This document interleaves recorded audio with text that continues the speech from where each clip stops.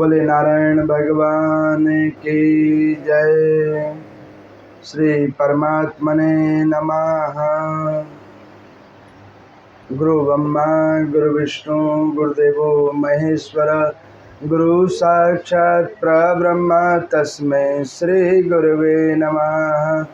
मंगलम भगवान विष्णु मंगलम गुरुदेव मंगलम पुंडरीकाक्ष मंगलाय तनो हरे। हरे कृष्णा कृष्णा कृष्णा हरे हरे, हरे राम राम राम हरे हरे है। श्री विष्णु महापुराण की अमृतमय कथा, जिसको अधिक मास के अंदर में श्रवण किया जा रहा है, स्थान श्री शक्ति मंदिर। इस पवित्र मास के अंदर में भगवान श्रीमन नारायण के उन अद्भुत चरित्र लीलाओं को भगवत पुराण के द्वारा, इस श्री विष्णु पुराण के माध्यम से आप और हम सब लोग इसको श्रवण कर रहे हैं, जिसको श्रवण करते हुए आज गत 15 दिवस हो गए हैं। षष्ठम 10 दिवस की आज कथा है, 16वें दिन की कथा है।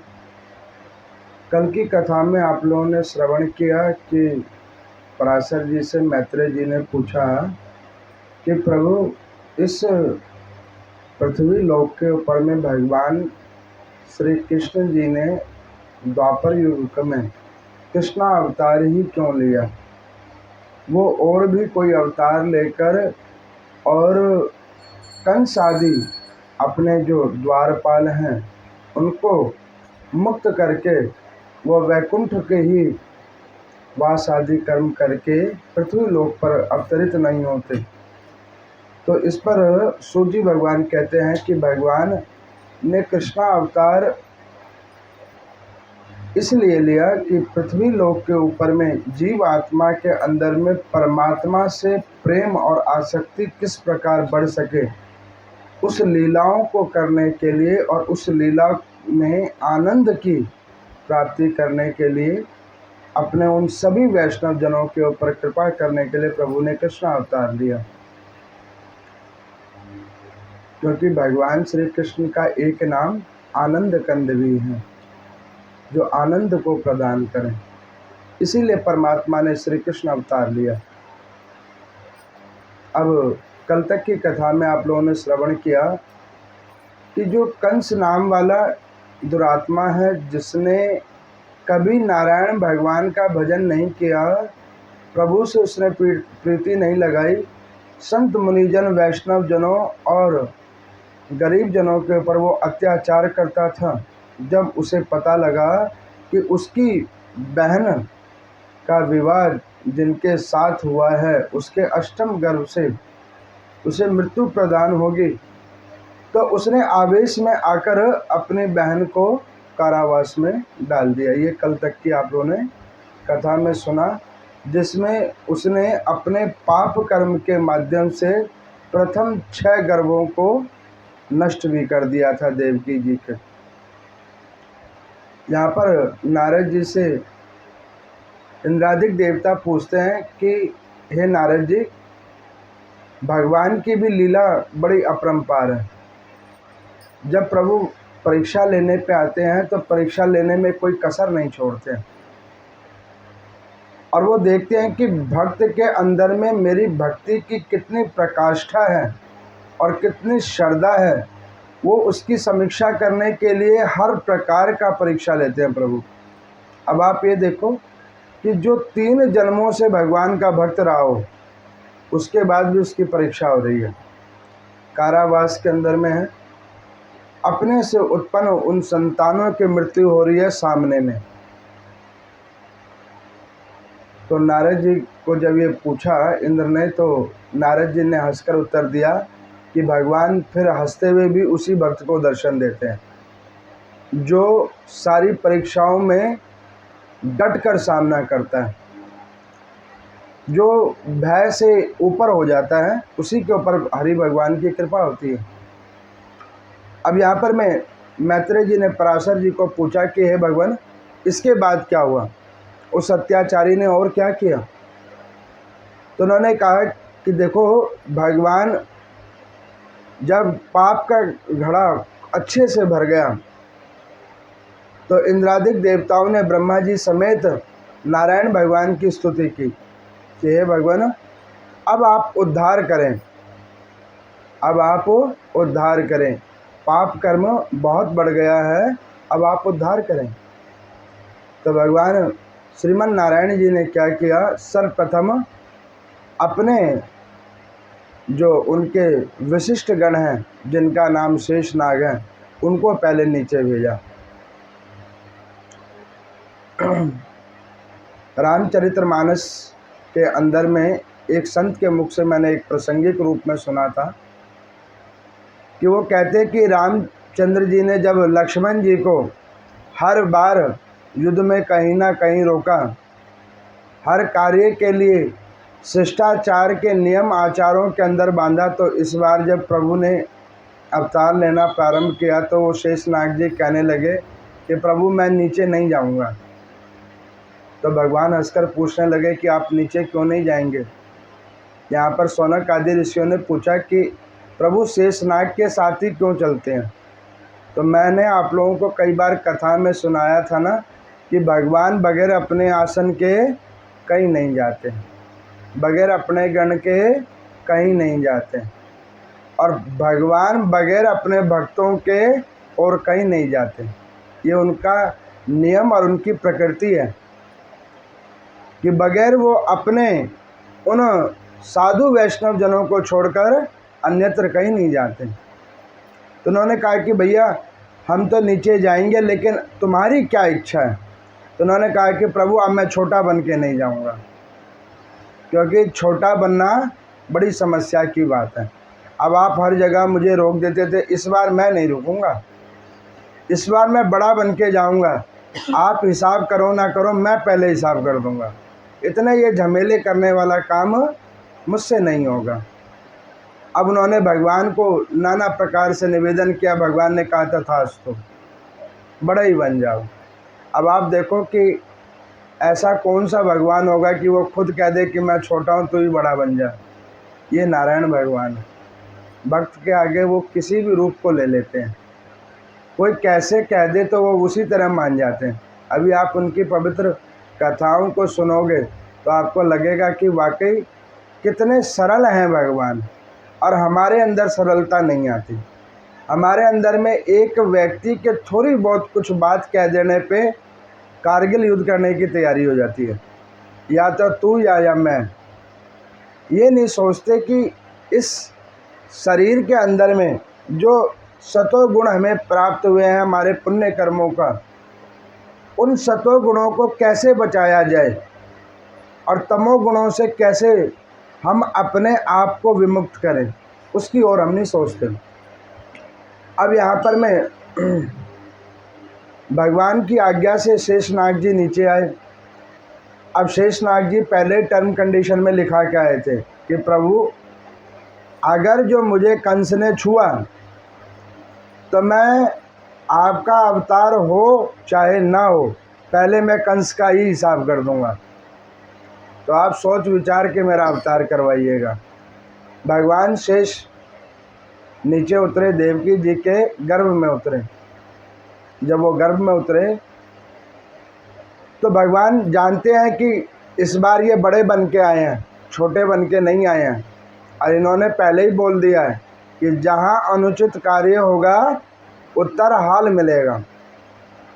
जब सत्राजित महाराज जी ने कृष्ण भगवान जी के ऊपर आरोप लगाया था, मिथ्या आरोप, तो बलराम जी ने कहा था कि कान्हा तुम अगर कहो तो पहले मैं इनका ही हिसाब कर दूं। मिथ्या आरोप लगाना बहुत बड़ा कलंक है, और इन्होंने बगैर सोचे विचारे तुम्हारे ऊपर कलंक लगाया। तुम अगर कहो तो मैं इसका अभी हिसाब करूं।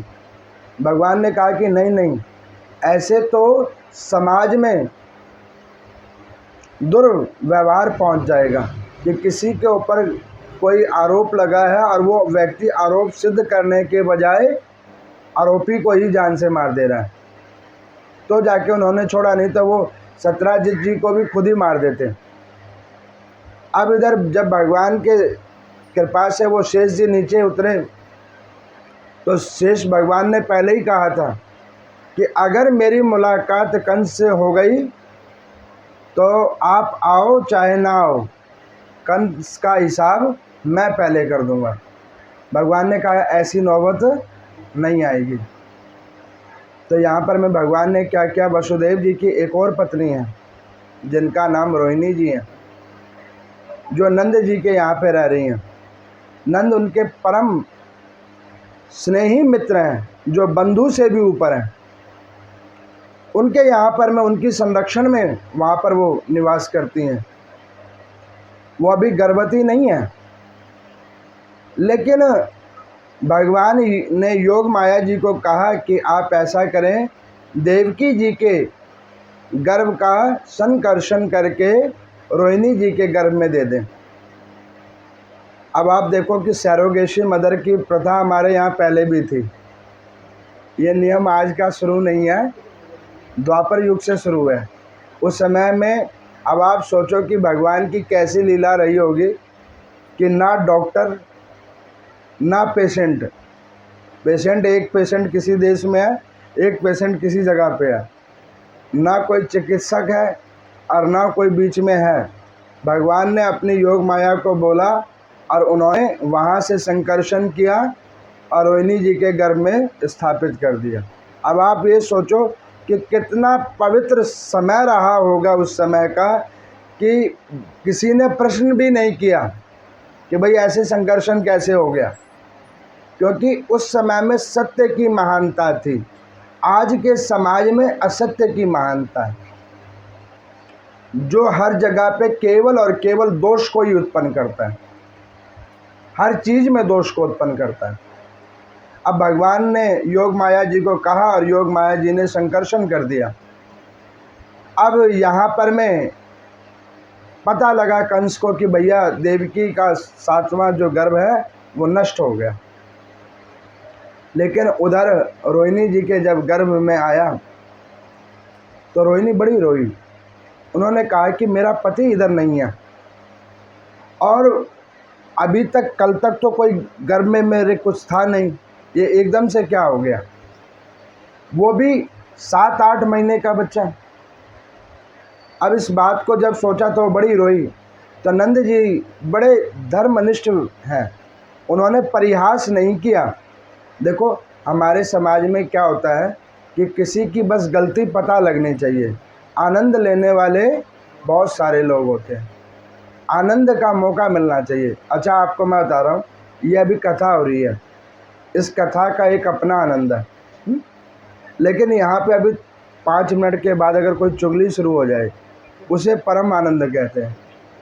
उसमें इतना आनंद मिलता है कि जो पूजा की है, जो कथा सुनी है, वो अपनी जगह पे और वो कथा अपनी जगह पे, और उसके लिए चाहे 3 घंटे रुकना पड़े, पूरी कथा सुन के जाएंगे और पूरी कथा करके जाएंगे। ये कलयुग का प्रभाव है और हमारे पाप कर्मों का प्रभाव है। अब इस कथा में नींद भी आ सकती है, उसमें नींद नहीं आएगी। पूरी दृष्टि खुली होगी, कान पूरी खुली होगी, पॉइंट टू पॉइंट बात रिकॉर्डिंग होती है, वो भी मन में, ये हुआ होगा, ये हुआ होगा। अब वो नंद जी ने अपने कुल के गुरु को बुलाया, पूछा महात्मन ये मेरे मित्र की पत्नी है जो मेरे माँ समान है, इसके साथ ये ऐसा क्या हो गया? तो उन्होंने कहा घबराओ नहीं, इनके साथ कुछ बुरा नहीं हुआ है, इन्हीं के पति का अंश इनके उदर में आया है। इनके पति की एक और पत्नी है जिनका नाम देवकी है, उसके गर्भ का नारायण भगवान ने संकर्षण किया है। पुत्री तुम रो मत, यह हरि की लीला है। रोहिणी जी ने शेष भगवान को जन्म दिया। बोले बलराम जी भगवान की जय। अब वहाँ पर में बलराम जी का जन्म हो गया। देवकी जी के मन में बड़ा अधीर भाव आया कि प्रभु के अवतार भी हो रहे और मुझे पता नहीं लग रहा। हमारा दुर्भाग्य देखो, भजन किया और दर्शन किसी और को हो रहे हैं।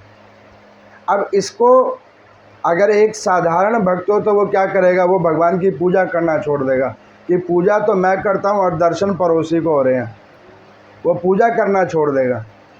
लेकिन देवकी और वसुदेव की आप निष्ठा देखो कि भजन तो वो कर रहे हैं, फल रोहिणी को मिला है तो भी कोई दुख नहीं है, नंद को उसका आनंद मिल रहा है, कोई दुख नहीं है। इसी को साधु प्रविष्टि कही जाती है। अब यहाँ पर मैंने एक जगह किसी संत के मुख से सुना कि वसुदेव साधु ही हैं, जो अपने जीवन का सुख, परमात्मिक सुख दूसरों को दे दे, वही साधु है, और वो वसुदेव है। अब यहाँ पर कंस को पता लगा कि भाई मेरे भय से पहले ही गर्भपात हो गया, मेरे भय से उसको ये लगा कि मेरे कोप और मेरे शक्ति के आगे परमात्मा भी झुक गया है, इसीलिए डर के मारे जन्म ही नहीं लिया। अब उसके जो दुष्ट मंत्री थे उन्होंने कहा कि महाराज आपको क्या पता, आपकी शक्ति इतनी है कि यहाँ ही नहीं ऊपर में इंद्रादिक देवता भी आपसे डरते हैं, आप क्या जानते हो। जब किसी व्यक्ति की अगर स्थिति खराब करनी हो तो उसको ताड़ के पेड़ पे चढ़ाए जाओ, जब वो बिल्कुल ऊपर पहुंच जाए तो नीचे से भाग जाओ। अब वो उतरेगा कैसे, या तो गिरेगा और नहीं तो ऊपर ही रहेगा। वही हालात है कंस की। उसके पापी मंत्री उसको समझाए जा रहे हैं, नहीं नहीं महाराज आप जो कर रहे हो बिल्कुल ठीक कर रहे हो। अब जो सही समझाने वाले थे उनको उसने कारावास में डाल रखा है, पिताजी सही बात बतलाते तो कारावास में डाल रखा है। भगवान की नाना प्रकार की स्तुति, भगवान ने सर्वप्रथम गर्भ को धारण किया, देवकी जी के गर्भ में आए। यहाँ पर भगवान की गर्भ की स्तुति हुई है नाना प्रकार से। इंद्रादिक देवता ब्रह्मा जी समेत देवकी जी के गर्भ के अंदर में जब प्रकाश उत्पन्न हुआ है तो वहाँ पर नाना प्रकार का भगवान की स्तुति हुई है। उस गर्भ अवस्था की स्तुति सुनकर परमात्मा परम आनंदित हुए हैं और देवकी जी को परम आनंद दे रहे हैं। अब आप इस कथा से क्या समझते हैं कि जहाँ पर प्रभु आ जाते हैं वहाँ पर अपने आप आनंद होना शुरू हो जाता है।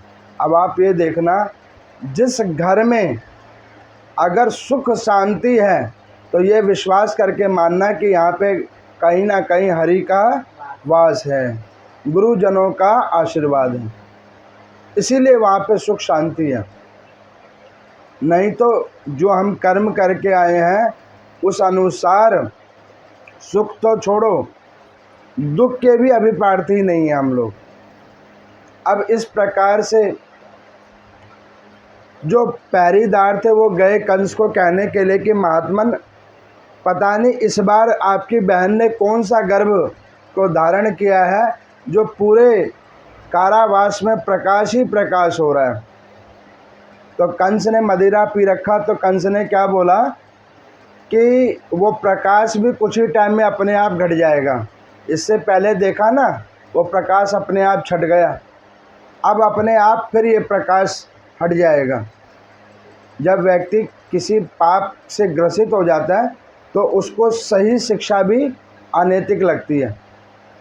अब वो क्या करता है कि वो केवल अपने पाप कर्मों को खोजता है, सही शिक्षा को वो दूर करता है, पाप को खोजता है। वही हालात कंस की है।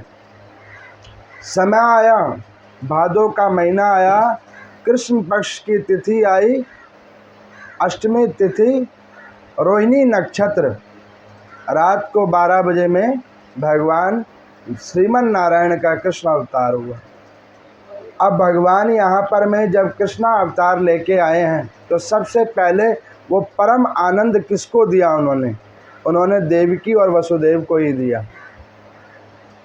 और किसी को नहीं दिया, पहले उन्हीं को दिया। और इसलिए उनको दिया कि वो कहा उन्होंने कि प्रभु जिसने मेरे लिए इतना दुख सहा तो उसके पड़ोसी को तो दर्शन होगा ही होगा, लेकिन पहले उसको दर्शन होगा। क्योंकि उसने मेरे लिए दुख सहा है, इतने कष्टों को मेरे लिए झेला है। तो प्रभु ने वहाँ पे परम आनंद के रूप में पहले उन्होंने अपना जो वास्तविक रूप है वो दिखाया। भगवान श्रीमन नारायण ने पहले अपना वास्तविक रूप दिखाया।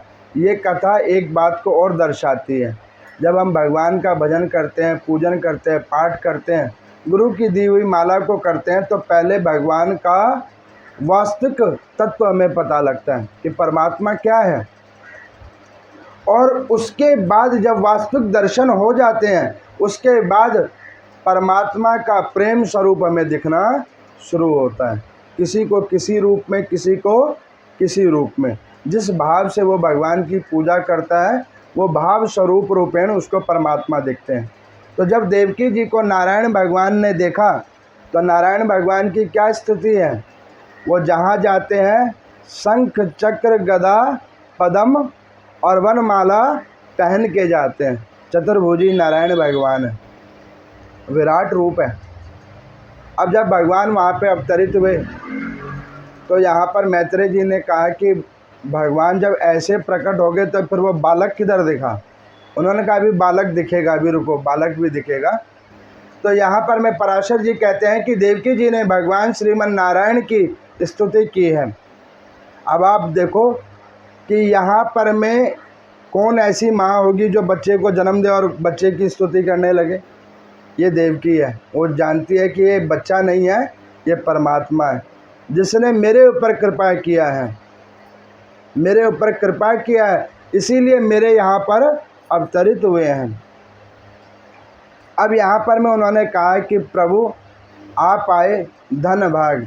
हमारी प्रतीक्षा जो हमने किया था कि नारायण के दर्शन होंगे, उस प्रतीक्षा के तय सीमा पर आप आए, उसके लिए बहुत बहुत आपका आभार।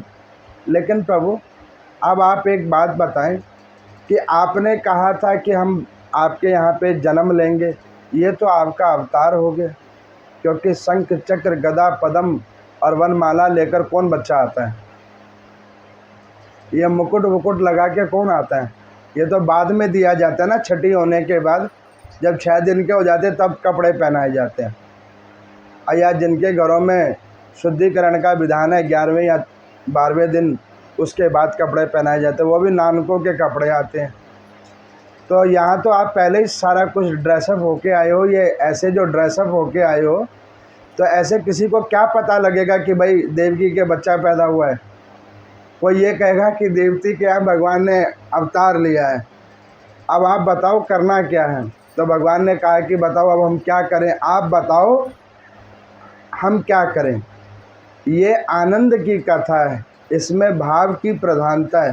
हो सकता है कुछ भाव हमारे इसमें इस कथा से भी अलग जुड़ गए हों, लेकिन शास्त्रों में वर्णन है कि देव की लीलाओं का जहाँ पे वर्णन हो, उस लीला के वर्णन में व्यक्ति के अपने भाव भी उसमें प्रधान रूप लेते हैं। जैसे आप लोग कीर्तन करते हो ना, तो उस कीर्तन में कीर्तन करने वाला व्यक्ति अपने भाव को जोड़ता है परमात्मा के प्रति, और उस भाव में वो कुछ कह भी देता है तो भगवान को बुरा नहीं लगता।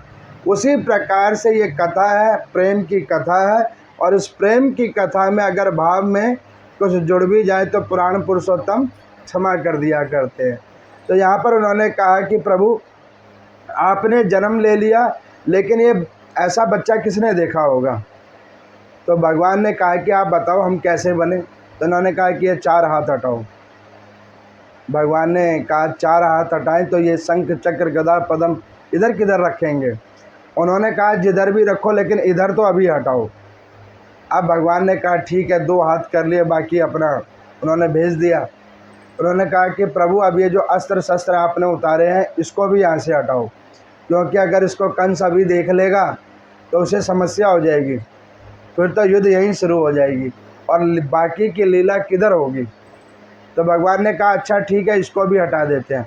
अब भगवान जहाँ पर आते हैं तो वहाँ पर सबसे पहले सूर्य नारायण भगवान प्रकाश रूप में आ जाते हैं।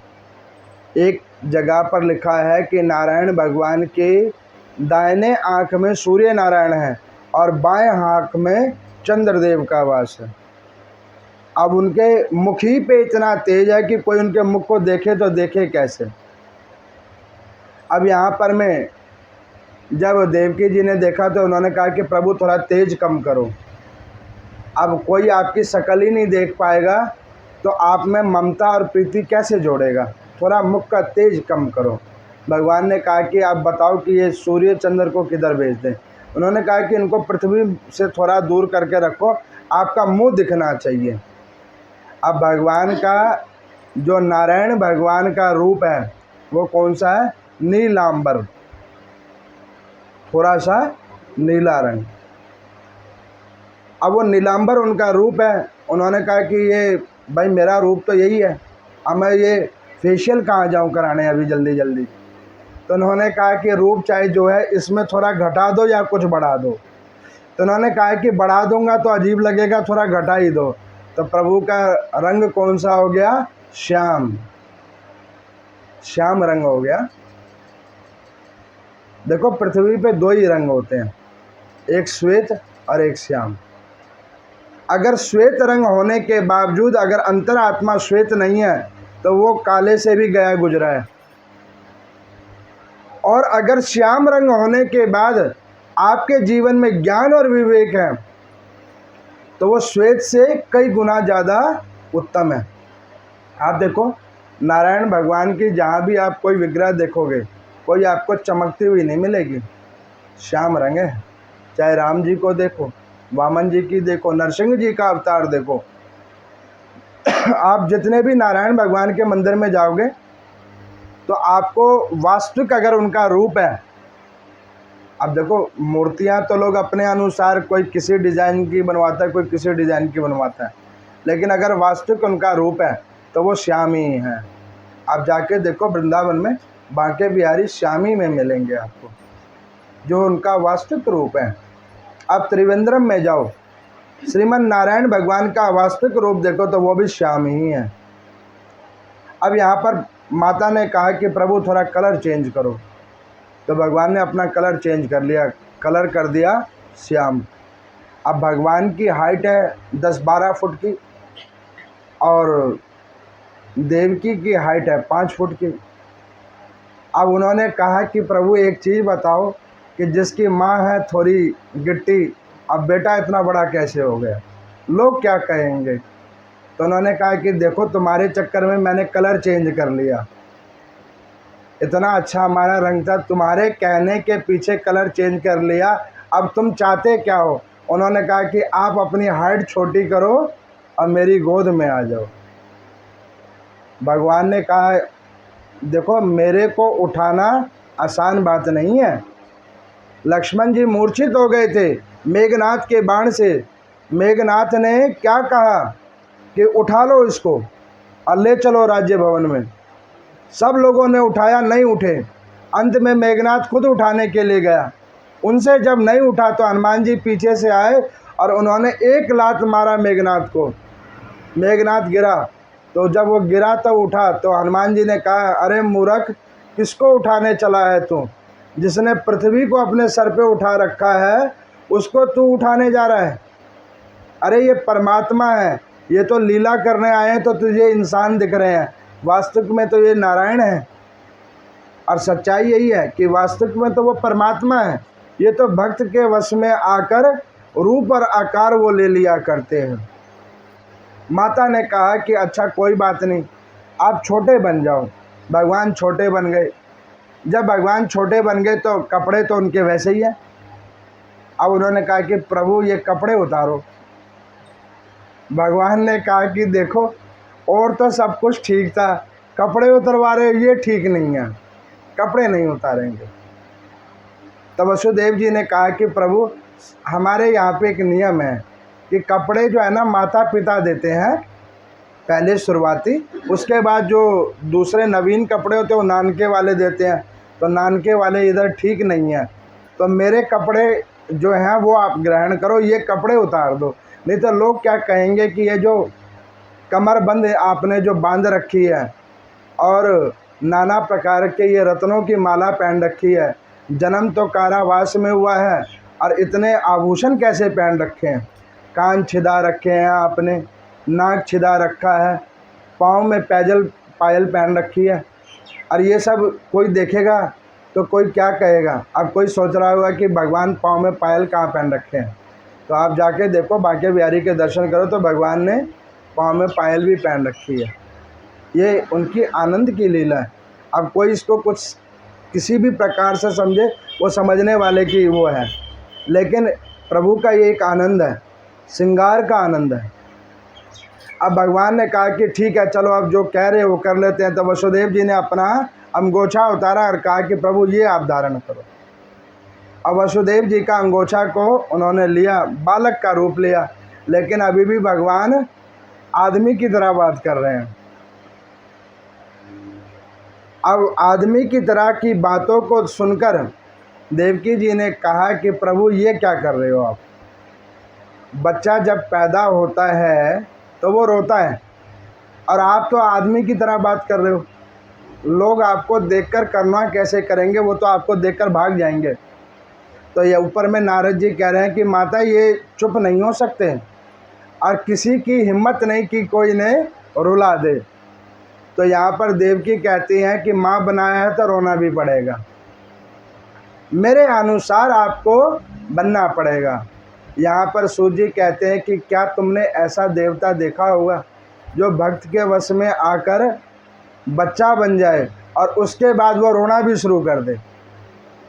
ये परमात्मा केवल और केवल श्रीमन नारायण हैं, जो भक्त के वश में होकर कुछ भी करने को उतारू हो जाते हैं।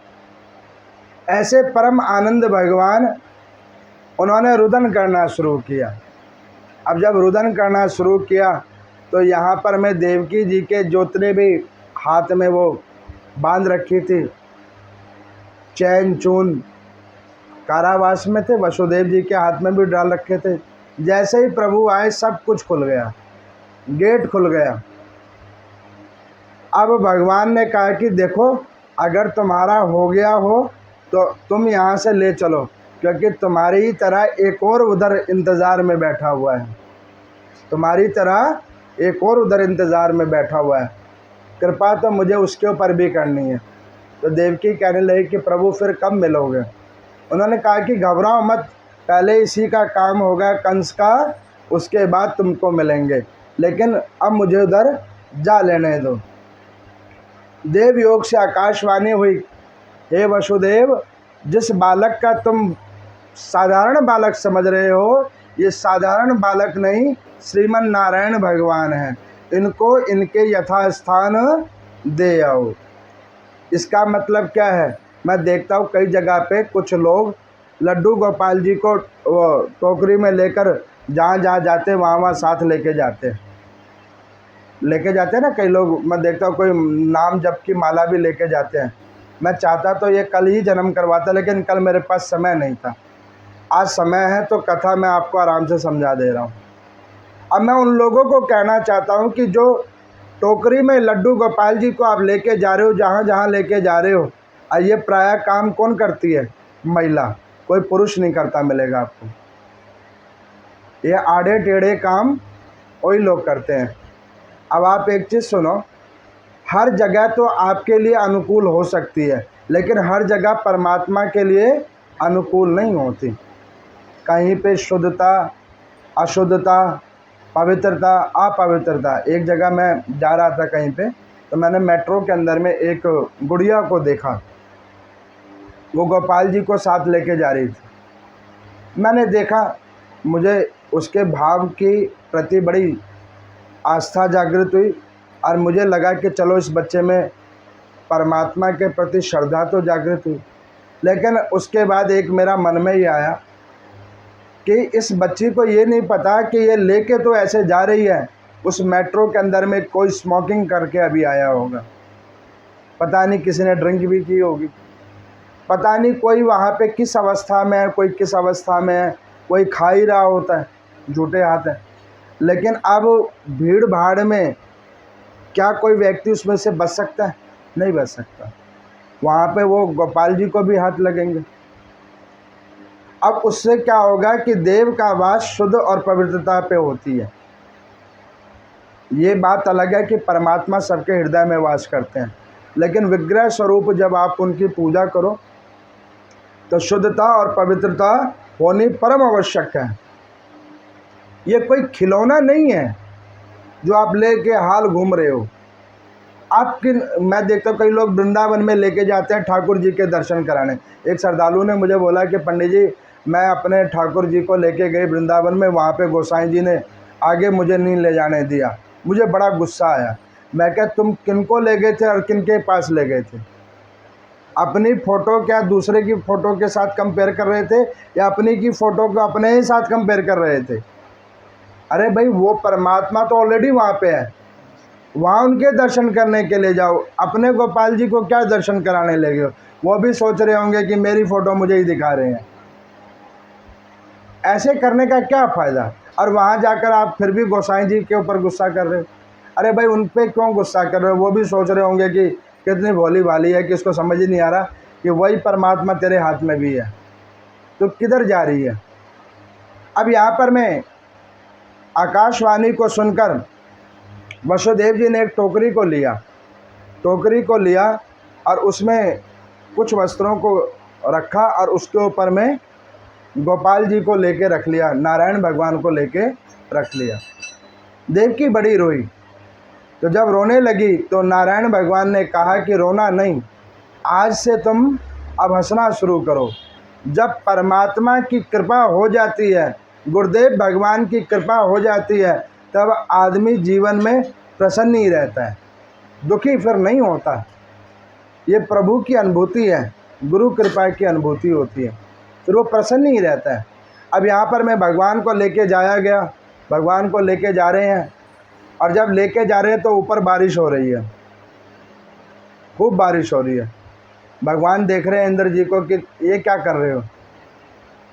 तो उन्होंने कहा कि प्रभु देखो, जिसकी जो प्रकृति है वो तो वही काम करेगा ना। अब हमारा काम है ये पूजा पाठ कराने का, तुम तो पूजे पाठ कराएंगे ना जी। अब आप मुझसे कहोगे कि कुछ और ही काम कर दो, वो कैसे होगा? अब जो काम है वही काम करेंगे। उसी प्रकार इंद्र की प्रकृति है कि वो वर्षा बरसाता है और जब प्रसन्न हो तो ज़्यादा बरसाता है। तो उन्होंने कहा कि प्रभु ये मेरी प्रसन्नता है। भगवान ने कहा कि तुम्हारी तो प्रसन्नता है, कोई बात नहीं, लेकिन नीचे भी तो एक आदमी है जो मुझे लेके जा रहा है, उसका क्या बनेगा? उन्होंने कहा प्रभु ये आप देखो।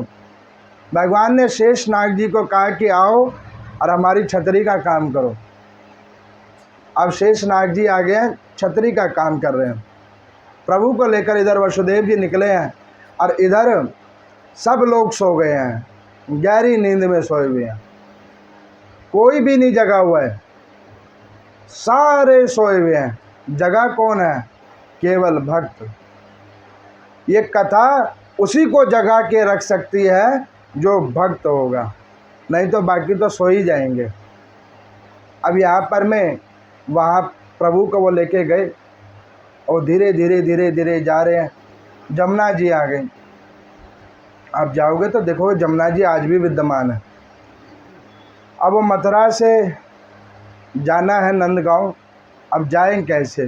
पानी बहुत है। जमुना जी ने कहा कि प्रभु नहीं मानेंगे, इधर ही रुक जाओ।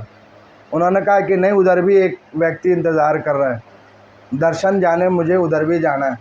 आप देखो भगवान ने कृष्णा अवतार लिया तो प्रभु एक भी दिन बैठे नहीं, खाली दर्शन ही देते रहे। पता नहीं कोई किस यून से आया था प्रभु के दर्शन करने के लिए, पता नहीं किस किस प्रकार से साधना करके आया था भगवान के दर्शन करने। उन सब को दर्शन देने के लिए प्रभु जा रहे हैं। जमुना जी ने कहा कि प्रभु रुको, ऐसे नहीं। तो उन्होंने कहा कि देखो तुमसे मिलेंगे, अभी नहीं, कुछ टाइम के बाद, क्योंकि यमुना जी भी भगवान की एक पटरानी है। 8 पटरानियों में एक पटरानी यमुना जी भी हैं। तो उन्होंने कहा कि प्रभु वो तो ठीक है, लेकिन पाँव तो धोएंगे, पाँव धोना बनता है। तो भगवान ने कहा ठीक है पाँव धो, लेकिन हमारे पिताजी जो नीचे खड़े हैं उनको देख के, तुम्हारे ससुर जी भी इधर ही खड़े हैं। तो यमुना रानी जी ने क्या किया, जल का बहाव बढ़ाया, वो भी दूसरी दिशा में, जिससे भगवान के पाँव तो धुल जाए लेकिन इनके कंठ तक पानी ना आए। पाँव प्रभु के धुले आगे अंदर में नंदगांव के। वहाँ पर उन्होंने नंद जी को देखा। अब ये नंद कौन है? सतयुग के अंदर में एक वसु श्रेष्ठ द्रोण नाम वाले भगवान के परम भक्त हुए हैं, जिनकी पत्नी, जिनका नाम है धरा, जिसने कई हजार वर्ष तक श्रीमन नारायण भगवान का भजन किया और प्रभु से सिर्फ एक कामना की कि आप मुझे केवल और केवल दर्शन दे, वो भी आनंद रूप का दर्शन दे। भगवान ने कहा कि दर्शन तो होंगे लेकिन थोड़े, आनंद के दर्शन थोड़े ही होते हैं। उन्होंने कहा प्रभु एक दिन के ही देना, लेकिन देना आनंद के ही दर्शन। तो प्रभु उन्हें आनंद के दर्शन देने के लिए बाल स्वरूप लेकर जा रहे हैं। आप देखो, आप पूजा करो, घर में आप पूजा करो, एक वैसे विग्रह की पूजा करो और एक छोटे से लड्डू गोपाल की पूजा करो, आपको आनंद किधर आएगा? छोटे से लड्डू गोपाल में। विग्रह का अपना आनंद है, लेकिन छोटे से वाले लड्डू गोपाल का परम आनंद है। अब यहाँ पर मैं भगवान को वो लेके गए, नंद जी भी वहाँ जगे हुए हैं। मैंने अभी क्या बोला? जगह कौन मिलेगा? जो भक्त होगा, बाकी सब सो ही जाएंगे। और नंद जी जगे हुए हैं। उन्होंने देखा वसुदेव जी को, कुछ नहीं पूछा, क्योंकि उनको पहले मैसेज मिल गया कि भगवान आ रहे हैं। इधर यशोदा जी के यहाँ पर में एक पुत्री का जन्म हुआ है जो योग माया है। अब उनको वहाँ पर रखा और भगवान को उधर रखकर वो कन्या को लेकर वसुदेव जी इधर आ गए। अब जब इधर वसुदेव जी कन्या को लेकर आ गए तो पहरेदार कन्या जैसे आई और सारा कुछ जैसे पहले था वैसे का वैसा हो गया। कंस को पता लगा कि भैया बहन के लड़का नहीं लड़की हुई है। कंस भागा भागा आया, उसने योग माया को उठाया और उठा के वहीं पे मारना प्रारंभ किया जहाँ पर अन्य बच्चों की उसने हत्या की थी। जैसे ही उस शिला को स्पर्श हुआ वो योग माया प्रकट हुई। उन्होंने कहा कि पापी, तेरे पाप को कर्म करने के लिए परमात्मा का अवतार हो गया है। अब तेरी उल्टी गिनती चालू हो गई है, नारायण भगवान आ चुके हैं। अब अगर मेरी बात सत्य को जाने तो यहाँ से पाप कर्म करना कम कर और अपने बहन और बहनोई को कारागार से मुक्त कर, नहीं तो तेरी मृत्यु अटल है। ये योग माया कह के गई। इसको सुनकर और क्रोध आया। तो उसने पहरेदारियों को पूछा कि भैया एक चीज़ बताओ कि तुम लोग किधर गए थे? तुमको हमने यहाँ पे पहरा देने के लिए गया था, तुम लोग किधर गए थे? और इधर अवतार भी हो गया, तुम्हें पता नहीं लगा? उन्होंने कहा कि प्रभु पूरी कथा हो गई, हम तो सो गए थे। अब हम क्या करें? अब हम सो गए थे तो इसमें हमारी गलती थोड़ी ना है, हम सो गए थे। तो उन्होंने कहा तुम भी सो गए थे? तो उन्होंने कहा हम भी सो गए थे। और बाकी लोग कह रहे बाकी भी सो गए थे। लेकिन उन्होंने कहा कि सोए तो आधे पौने घंटे के लिए ही हो गए। तो उन्होंने कहा कि क्या बताएं, 60 साल से सो रहे हैं, अभी भी नींद नहीं खुल रही। अब सोते जा रहे हैं, ऐसी कथा कई बार सुन चुके हैं, फिर भी नींद नहीं खुल रही। तो उन्होंने कहा कि अच्छा चलो अब ये बताओ कि इतनी जल्दी ये आ कैसे गए? उन्होंने कहा जब सो ही गए थे तो पता ही नहीं चला कि गए कब और आ कब गए।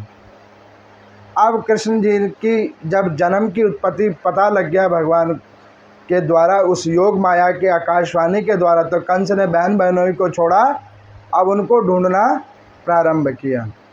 यहाँ पर पराशर जी मैत्रेय जी को कहते हैं कि जो इस परम आनंद भगवान श्रीमन नारायण के कृष्णा अवतार की कथा को भावनिष्ठा रूप से श्रवण करता है, उनके जीवन में प्रभु ऐसे ही आनंद रूप लेकर अवतार लिया करते हैं। बोले नारायण भगवान की जय।